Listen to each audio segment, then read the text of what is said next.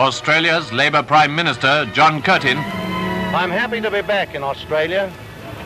I've seen many things and many places.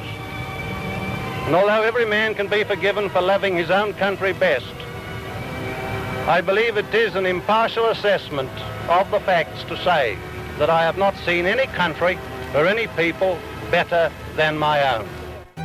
Welcome to Curtin's Cast, the John Curtin Research Centre's podcast, brought to you by myself, Nick Dorenforth, and Redbridge's Cos Samaras. Each fortnight, we bring you the freshest and most challenging conversations with leaders, activists, and thinkers from the world of Australian and global politics, culture, and ideas.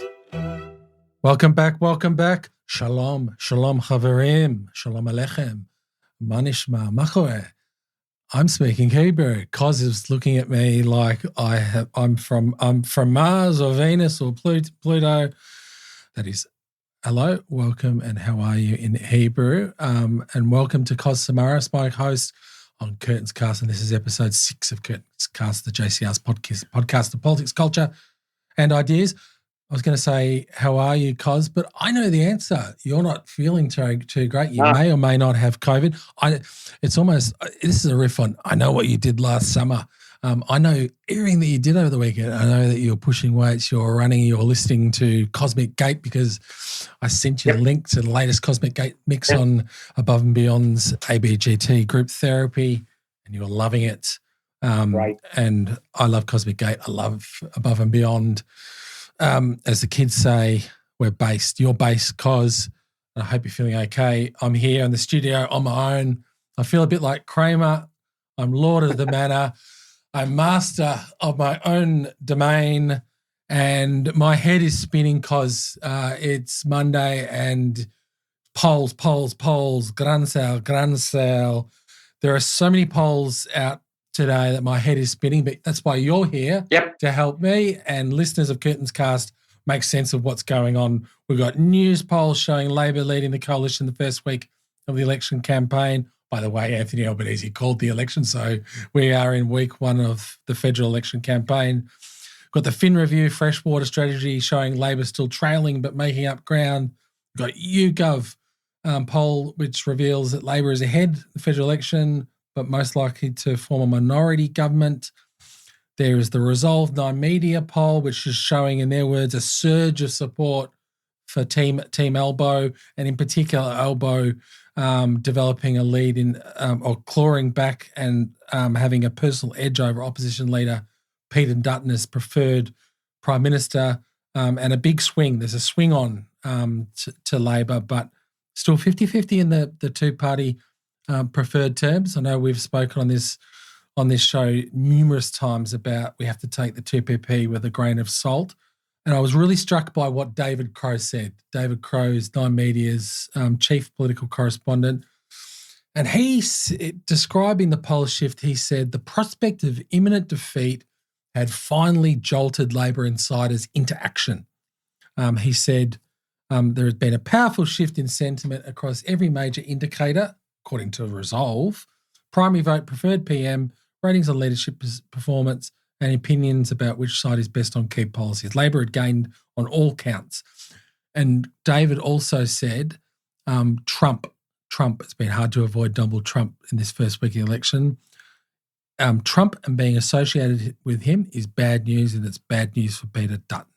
So, Cos, tell us about the polls, and I'm also keen to hear your explanation on your own Redbridge group polling showing Labor maintaining a narrow lead. Not much has changed.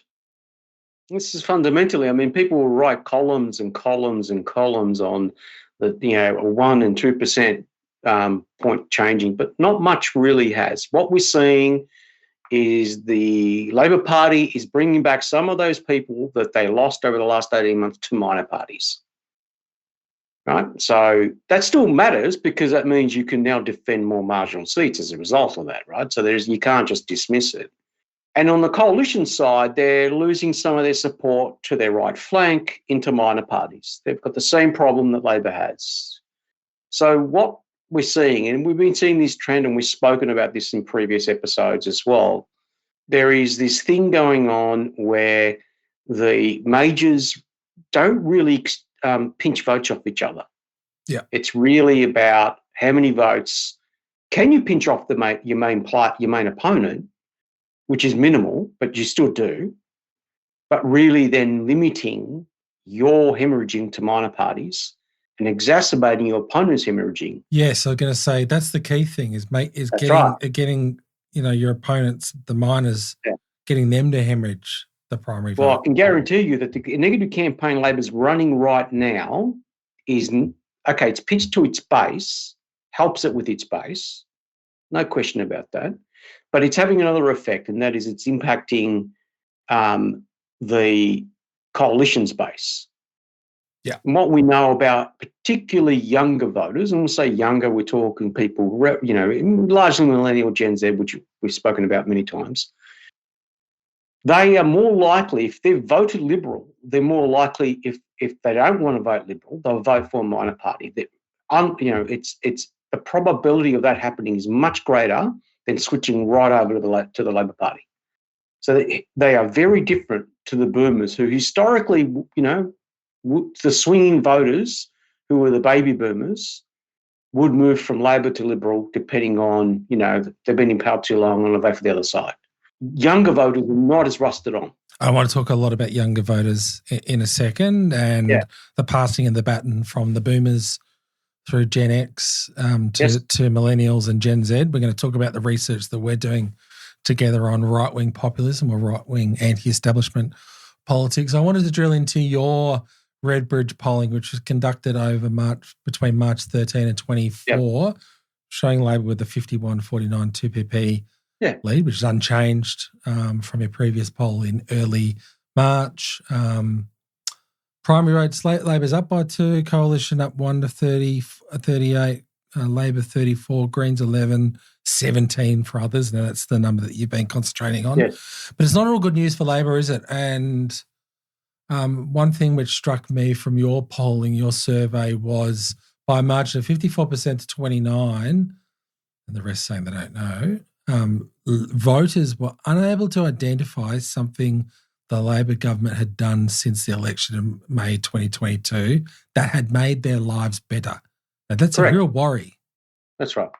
So people on the Labor side will talk about how there's been dozens and dozens of positive policies that have been implemented, and and we all know that is the case. But when you break down these policies, they affect small groupings across the country. Uniformly, most people, largely those individuals who are probably between, I would say, 35 to 49 years of age, with young kids, dual income households, they're not feeling much of that love, right? And, they could talk to you for hours about why. So that sticks out.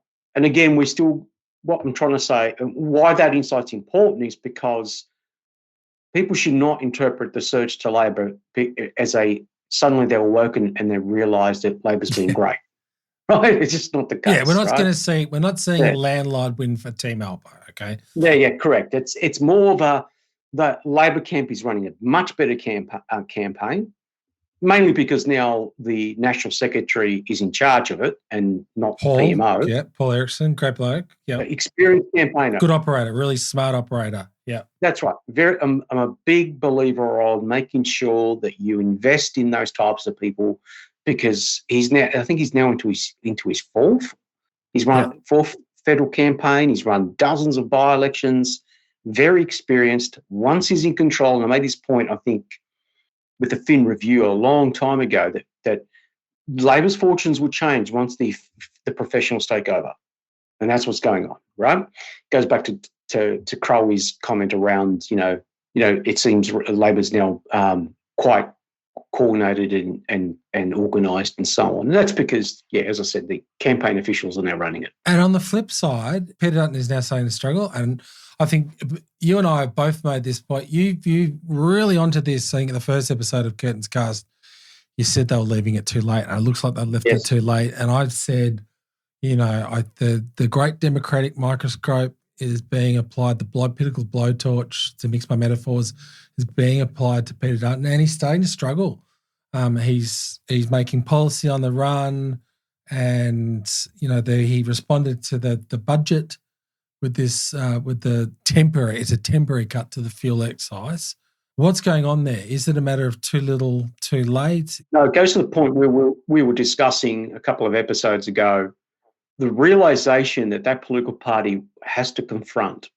So the reality that political party has to confront is that if they are going to be talking to outer suburban working class communities and regional working class communities, they're going to have to go and sacrifice a few of their sacred cows. Right? They still are operating like the Liberal Party that has existed for the last 30 to 40 years. They do not want to talk about the economy as it applies to working class people. I'm starting to think, it seems obvious. This is a generational thing. It's almost as if, Albo will be the last boomer prime minister. Okay. Yes.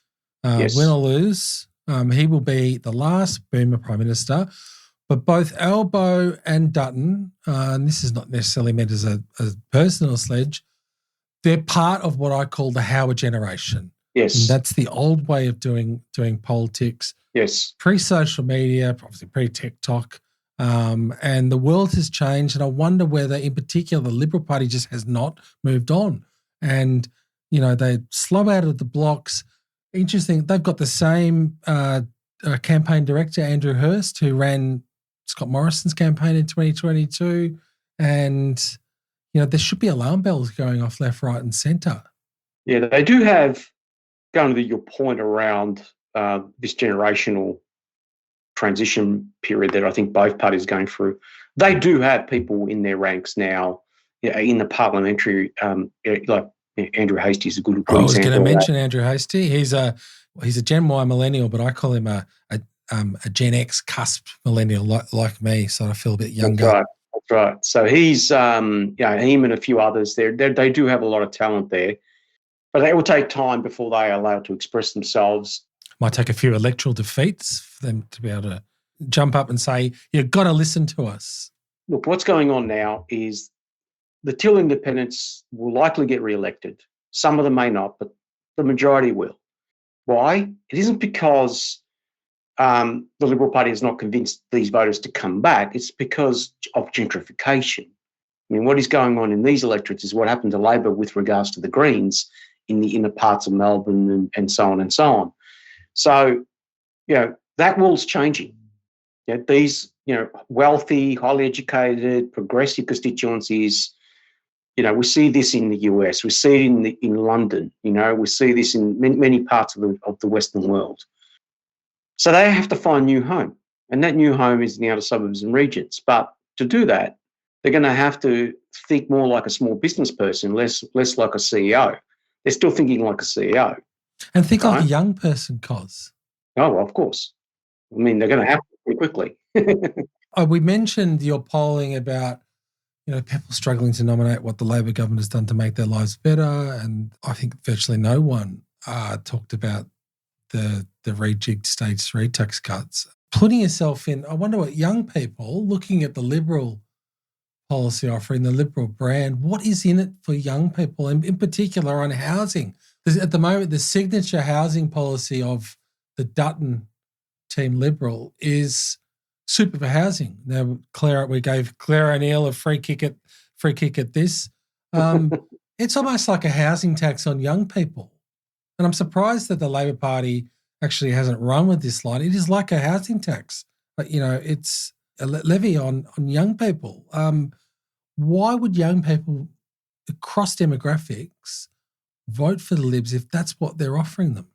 Well, a particular type of young person. I mean, we still need to acknowledge that at least 20-something% of young people still vote for the coalition, and we know that. And we know that younger Australians are the most fragmented when it comes to political loyalties and voting behaviour. Right? That 20% of them intend to vote Green at the upcoming election, for example. 20-something% Labor, 20-something% Liberal, and so on and so on. But again, there is this thing it's not necessarily why would young people vote for the Liberal Party. It's why would outer suburban, historically Labor voting constituencies vote for them and not go for independent or minor party. And we saw the evidence of that in the Werribee by-election in Victoria a month ago, well over a month ago, where an unpopular Labor government had its primary absolutely cut to pieces. But most of it went to minor parties and independents, and the Liberal Party was still not able to capitalise on it. We go to Western Australia, we've talked about this, the fragmentation of the vote, the calibration happened, the correction happened. It went mostly to independents and minor parties. I think we'll see a lot of that at this federal election, and it'll be driven by these voters largely under the age of 45 who, if they've voted like Labor in the past in a seat like McEwen in Victoria and decide not to this time, the majority of them will probably plant their vote on a minor party, not the coalition, because the coalitions are not offering them an alternative that gives them hope. Hope. And, what are the seats? And we're obviously watching the polls really closely. What are the 2 to 3 seats which people should be really looking at closely right at the moment? Yes, if I was asked a question, which I will be on election night on the ABC panel, which I'll be on, I was asked a question, which seats would I use as a barometer of what is going to happen that night? It will be in Melbourne, McEwen, outer suburban peri-urban electorate. Yep. Classic Liberal primary is not high enough there, but just high enough for them to maybe have a shot.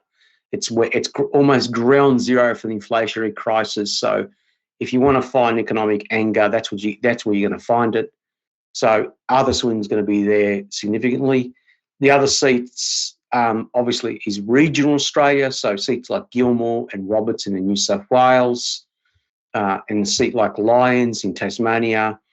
If those seats are not falling to the coalition, they're going to have a really bad night. What about Deakin, which is the seat? Deakin, which is held by the missing in action shadow housing minister, Michael Sukkar. Deakin, I've seen mentioned dispatches as a potential Liberal loss. You're shaking your head furiously. No, I have made a bet with a friend of mine that he'll get You're not a gambling man.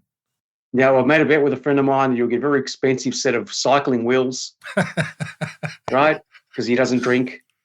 So you'll get expensive cycling wheels, which of course are the ones I used to race on. I'm not using them anymore. I don't race anymore.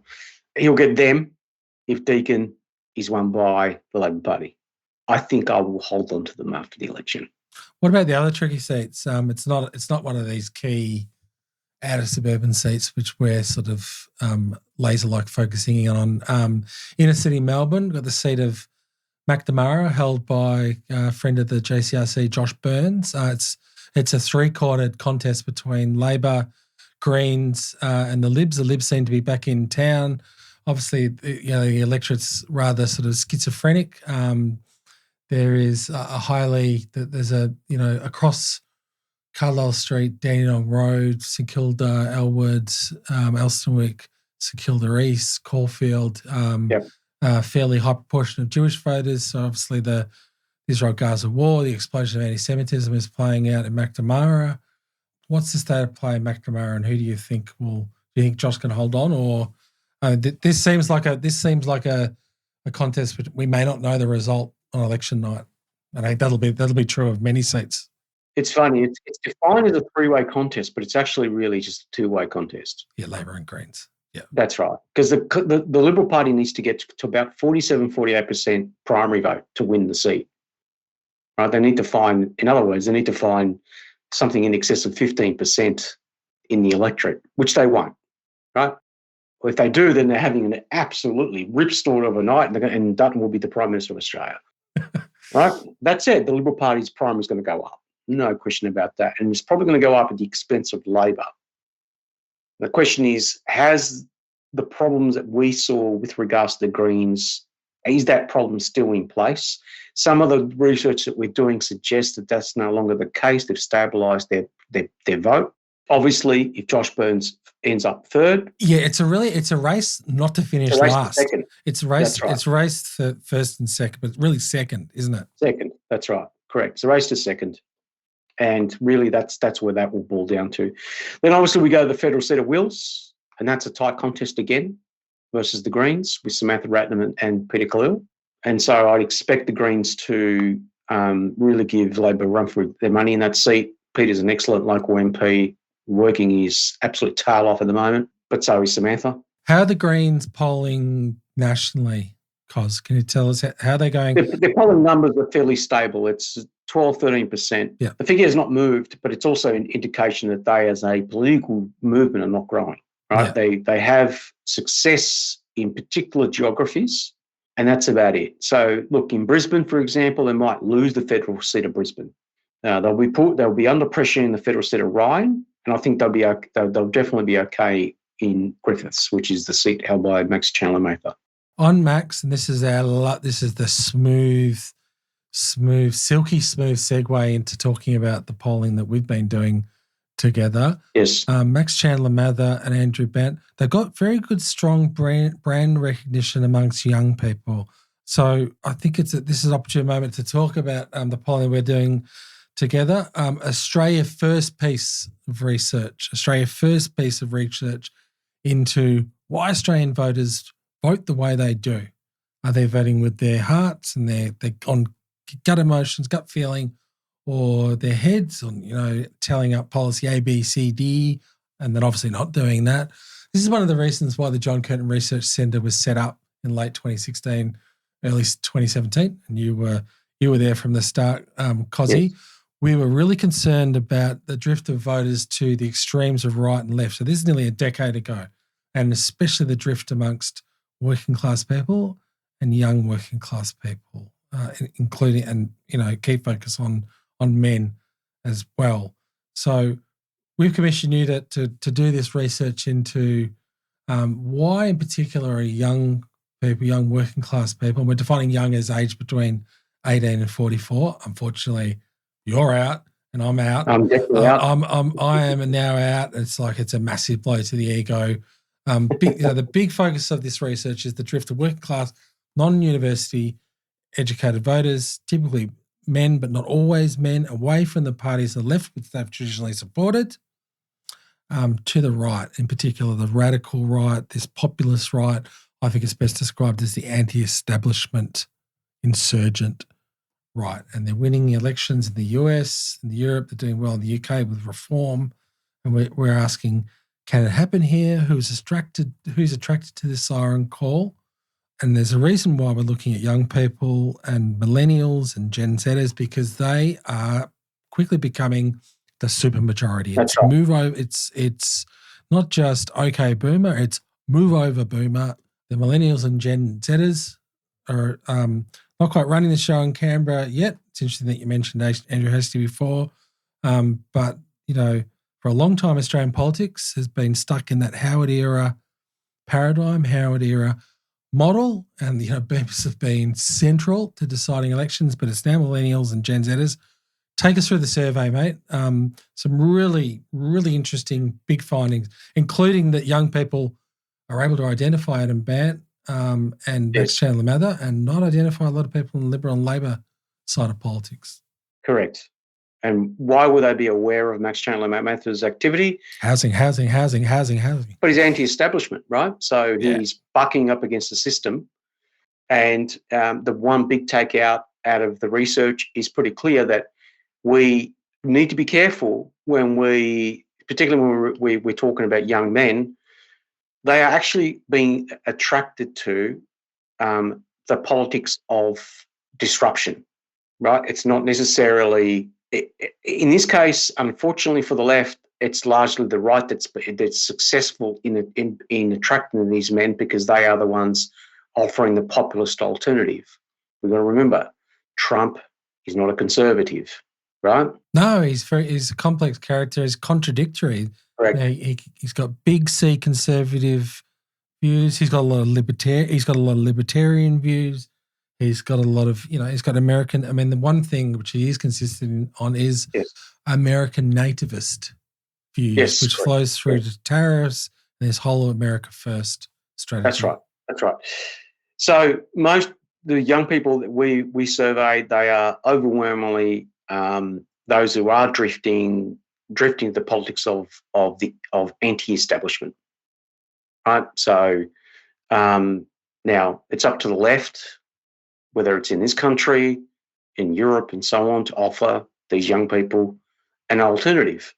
You remember, like when I joined the Labor Party in the early 90s, when I was explaining this to a young activist just recently, we joined the left because we thought the right were the establishment. Yeah. Because remember back then it was a duopoly, complete duopoly. It was like, Coles and Woolies. Coles and Woolies owned 98% of the market, right? And so the only way you could really shake the show up is you contaminated the political movement with your left-wing thoughts. We were quite anti-establishment, right?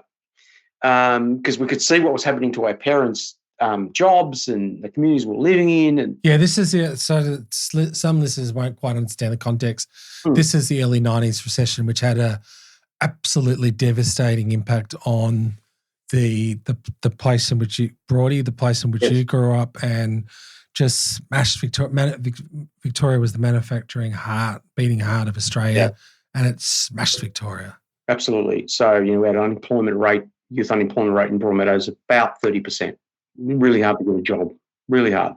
And I think that mindset is now writ large, because when we've spoken at length about what motivates young people with regards to politics, and it is, obviously they are rejecting the system because they think the system is stacked against them.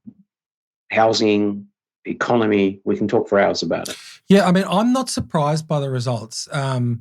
By the way, listeners, we're not released. This was written up today by Patricia Cavalis on the ABC website. Head along to abcnews.com.au, where Patricia provides a summary of this report, but we're holding some of it back because this is a really big project. I think it's the first in the country. It is the first in the country, and many world first insights as well. Yes. I'm not surprised by a lot of these results and the attraction of young people, and particularly young men, to anti-establishment politics, because think about it like this.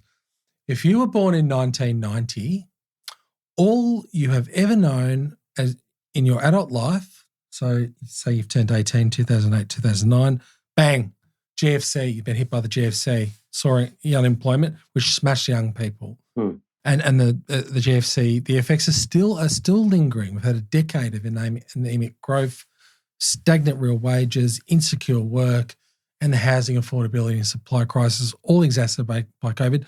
All you've ever known is economic flux, uncertainty, and growing inequality. That's all you know. So why would you be surprised if that's all people have known their entire adult life, and they see that, the Coles and Woolies of Australian politics, mainstream politics and parties are not doing anything? Why wouldn't you be filled with rage and resentment? Well, you turn 18, GFC. Yep. And then you see who got bailed out and who did, right?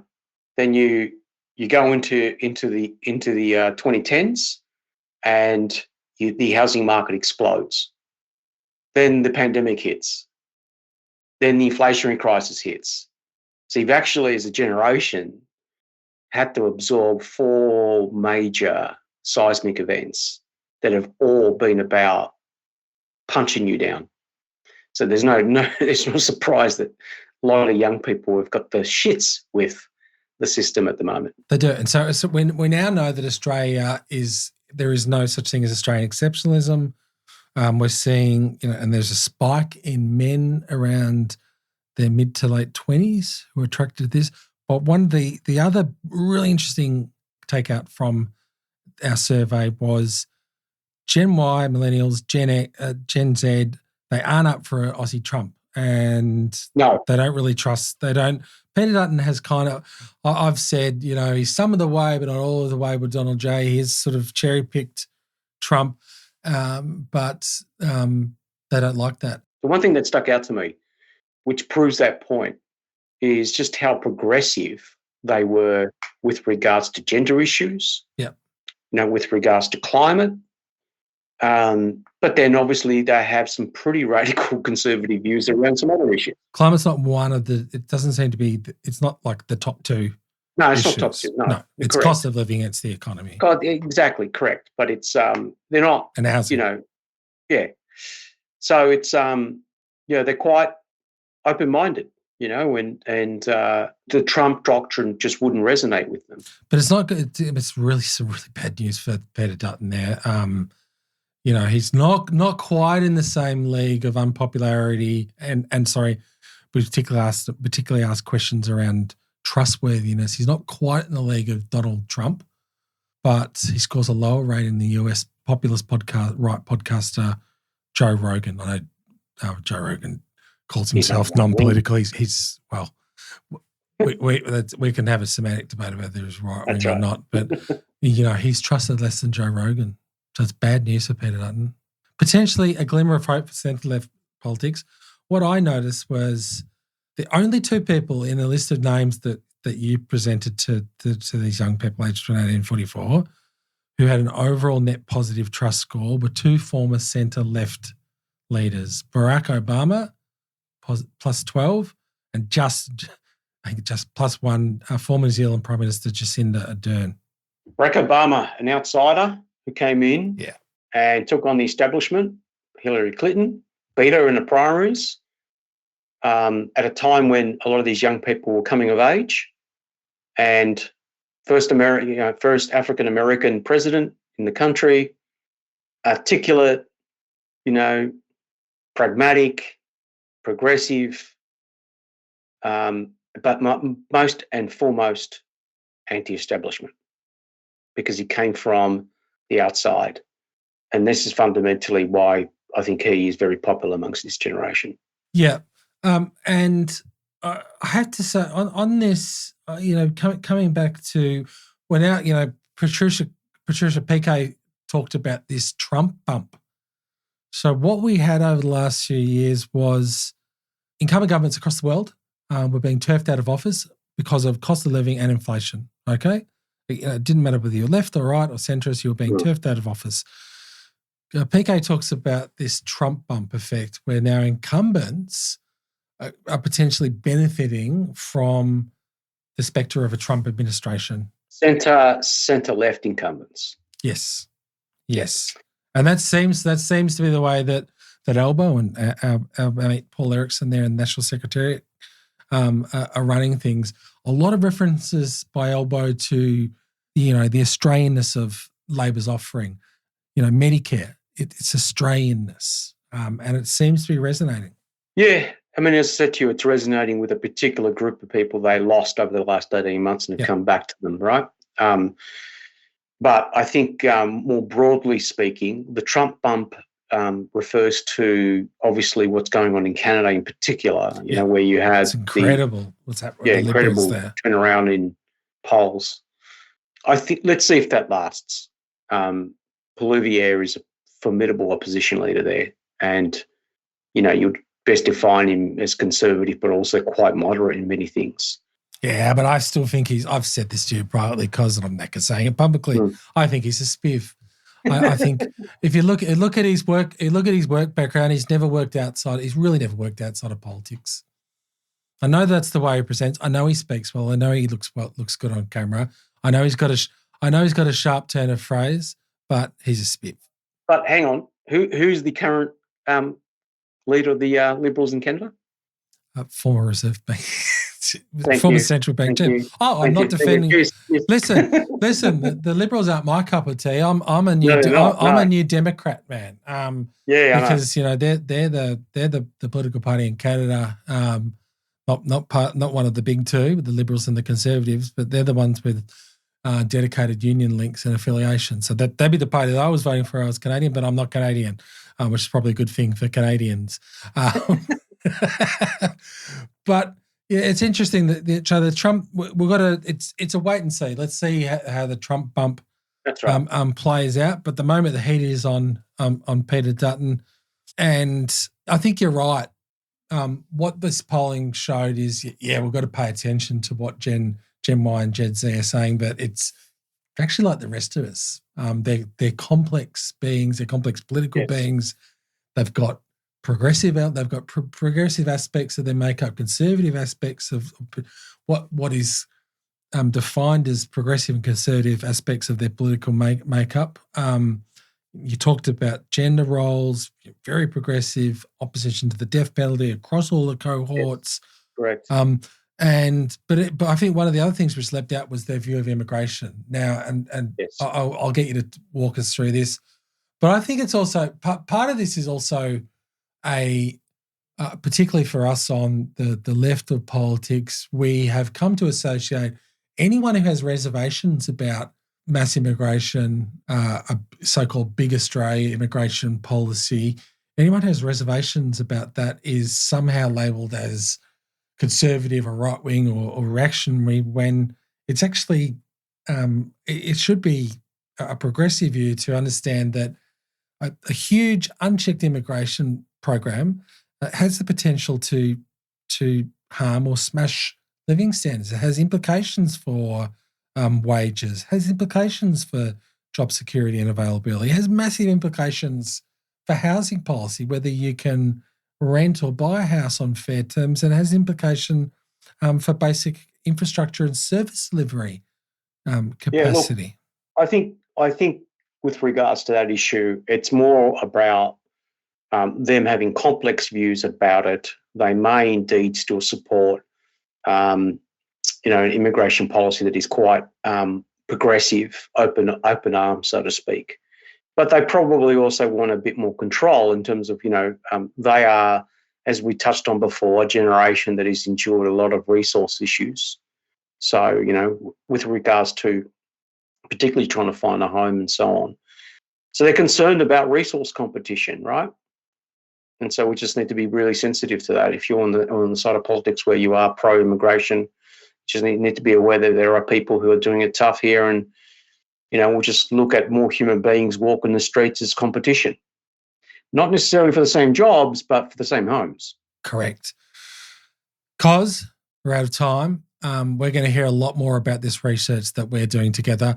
As always, fantastic to have you on the show, mate. Listeners, big thank you to all for tuning and listening. Curtin's Cast is going absolutely gangbusters, rocking the top 20 of the Apple Political Podcast charts. You can find us on Apple, Spotify, YouTube. Refer a mate or comrades or non-comrades. And check us out and our highlights across Insta, Facebook. Facebook is dying, but check us out on Facebook anyway, and TikTok, where you'll see TikTok superstar Cosmos Samaras. We are out of time. Shalom Tov Rot. Goodbye. We'll see you next time. Curtin's Cast, Curtinistas.